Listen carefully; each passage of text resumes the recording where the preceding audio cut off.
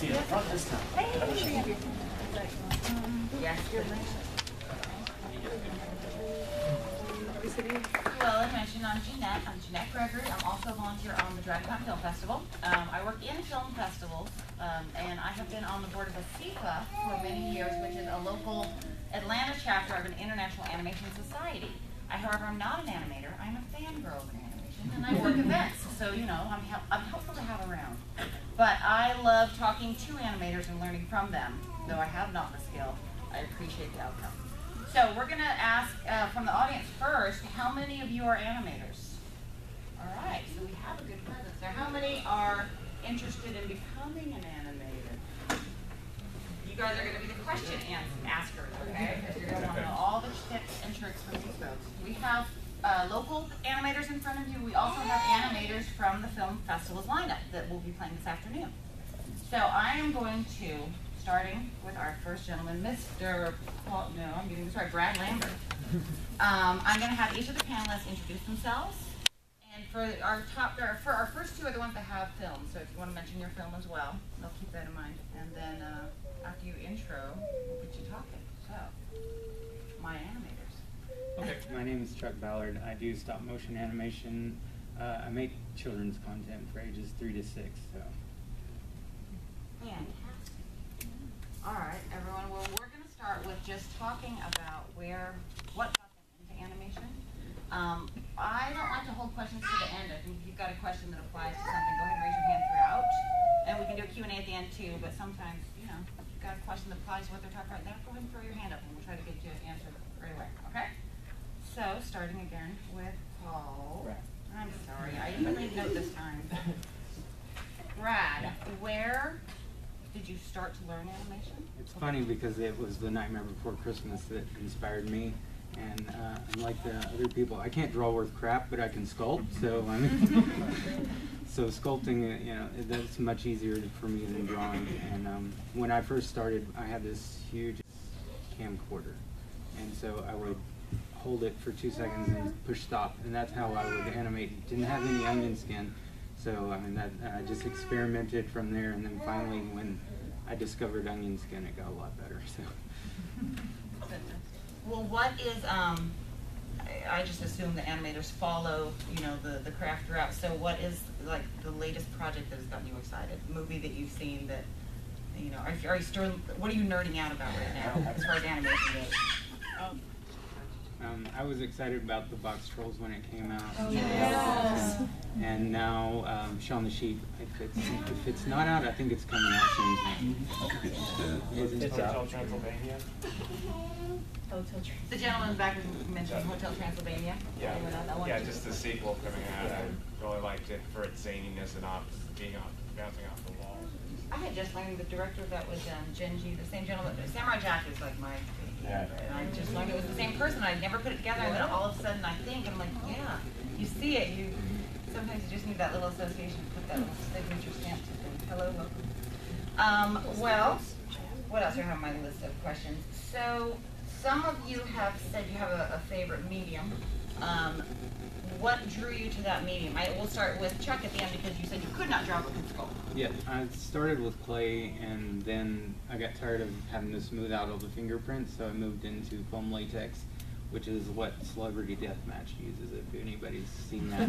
That's much easier and takes less time to, you don't have to actually smooth out the fingerprints, so it's easier.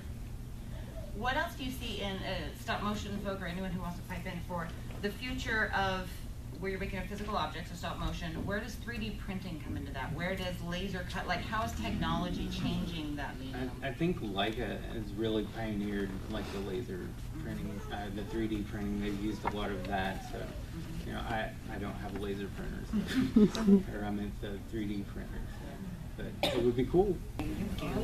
What would you do? Like what skill do you wish you had in other animators? So, you know, would you want to draw? Or do you love what you do? You know, do you have other branches of animation that you see yourself pursuing or wish you could pursue?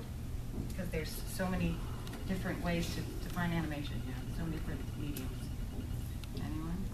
No? Go ahead. I would definitely try to do the computer animation route, you know. Yeah. I would be very interested in that, so because like they were talking about, there's going to be a synthesis. So.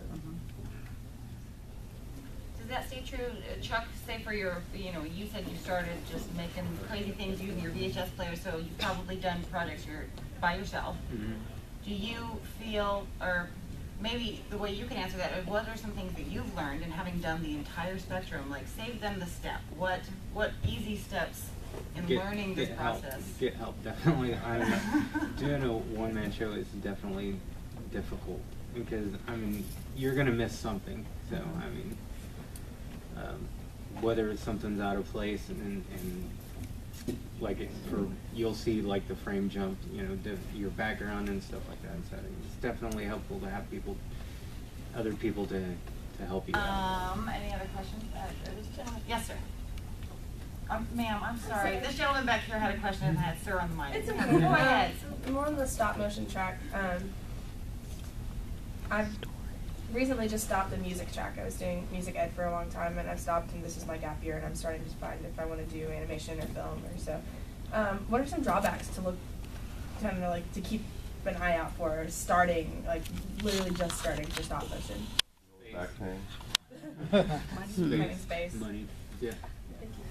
Chuck, you had talked about space. So how big of these kind of models what scale do you put these? I do 1/6. It's pretty much Barbie size. So I mean, and to create the depth, you want some good space.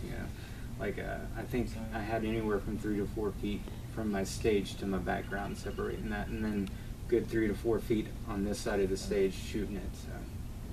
So it dedicates an entire stage room of Yeah. the house. Probably not even the workshop. Yeah. Yeah, like a two-car garage, maybe. Like a 2-car garage, yes. Good. All right. How about this? What are your latest projects? What do you have on the horizon? Yeah, I just finished my thesis in May, so I'm done with that.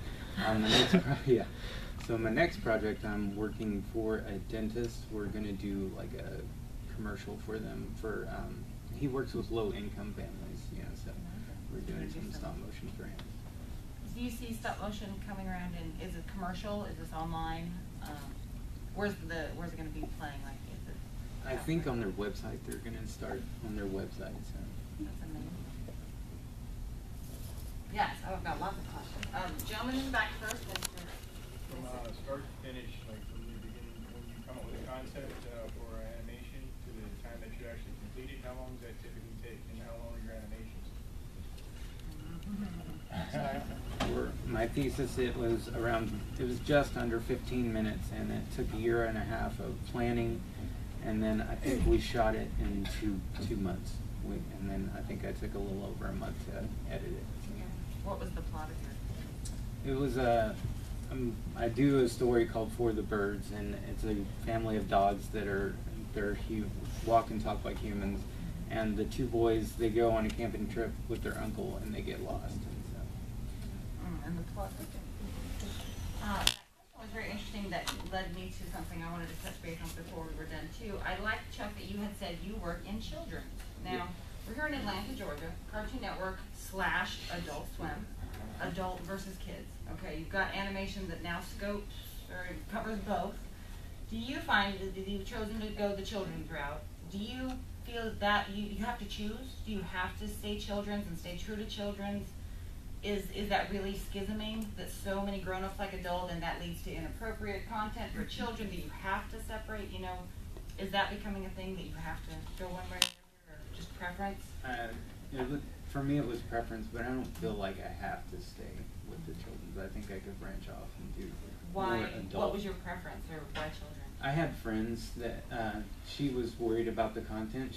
Her kids were watching, and she always had to worry about what they were watching. And so I said, "Hey, I can create something for you." So I mean, that's basically where it started. Fulfilling a need, almost. Yeah. That's fantastic. What are the rest of the panel? Any thoughts on children versus adults? I Dragon Frame. Yeah. Dragon Frame. No. No.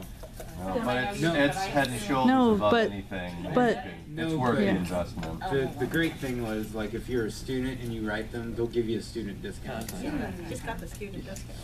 No. Also, It's in like terms of $100 price, off. So. it used to be that a license